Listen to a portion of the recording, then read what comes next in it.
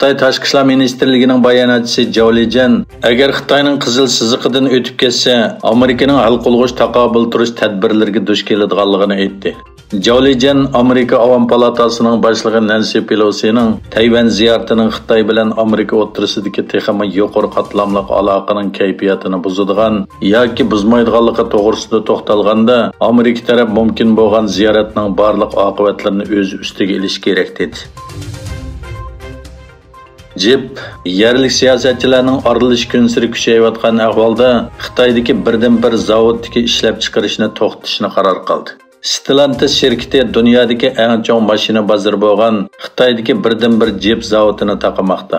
Bu qarorni chiqarishga yerlik siyosatning arilishining kuchayishi sabab qilib ko'rsatildi. Bu şirket oldingi hafta Xitoy davlat qarmog'idagi Guangzhou avtomobil guruhi bilan 12 yillik ishlab chiqarish hamkorligini oxirlashtirganligini e'lon qilgan edi.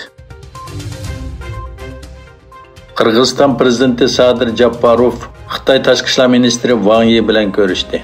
Prezident axborot markazining bayonotida Japarov bilan Qirg'izistonga turli aloqalash uchun kelgan tashqi ishlar ministri Wang Yining uchrashishida Qirg'iziston Xitoy strategik sheriklik munosabatining yanada taraqqiy qilishi, yer shari va rayon bexatarligi va muqimligiga kafolatlik qilish to'g'risida fikr almashtirganligi o'tirg'i qo'yilgan.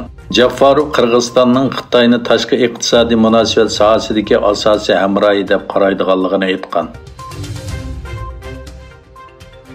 Aqsaray Amerika prezidenti Joe Bidenning Xitoy virusi siniqining yana bir qatim aktiv ekanligini e'lon qildi. Aqsaray Amerika prezidentining salomatlik ahvoli to'g'risida bayonot e'lon qildi. Egilishicha, Biden virus sababidan yana karantin qilinadi ekan. Iranning ko'p qism joylariga, bo'libmi Tehron o'lkasiga ta'sir qilgan kelkun sababidan hayotidan ayrilganlarning soni 61 ga yetdi. Davlatlik oldin ma'lumot va krizisni boshqarish markazi qattiq yomg'irning dushanba kunigacha davom qiladiganligini e'lon qildi. Kabaning yopiqi bu yilma har yildagiga o'xshash Masjidi Haram va Masjidi Nabaviy ishlari idorasi tarafidan o'zgartiriladi ekan. Ma'lum bo'lishicha, Kabaning koni yopiqlari hukumat tarafidan astoydillik bilan saqlab qo'yiladi ekan.